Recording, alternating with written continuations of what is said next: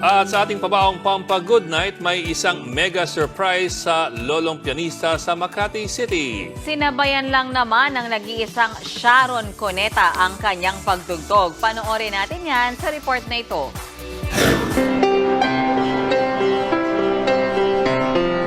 Pang-certified Sharonians ang pinatutugtog ng pianistang si Tito Bong sa isang mall sa Makati.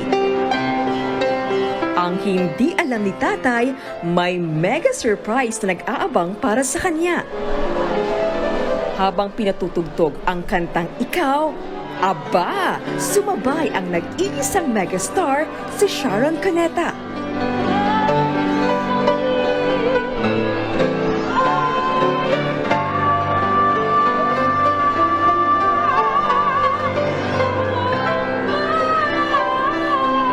Tuwang-tuwa si Tito Bong na halatang ginaganan sa pagpapiano.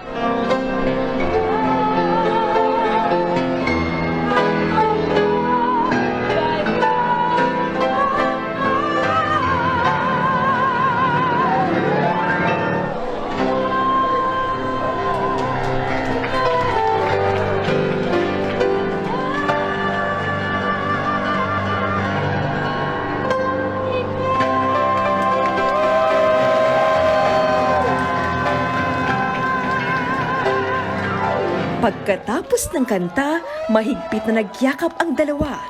Lagi niyo daw po tinutugtog mga kanta ko dito. Salamat po. Nabalitaan daw natin Shawi na madalas tugtugin ni Tito Bong ang mga kanta niya, kaya pinuntahan niya ito. 8 taong gulang pa lang daw si Tatay na mag-aral siyang magpiano. 66 years old na siya ngayon at in love pa rin siya sa instrumento. First time daw ni Tatay na masilayan ng megastar, kaya naman umisang kanta pa sila. This time, nakising along pati ang mga tao sa paligid. Tayo ay matanda sa hindi tayo magbago.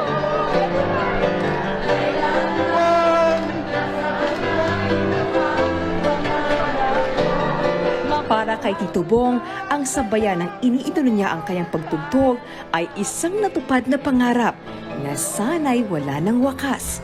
Siguradong hindi niya makakalimutan kahit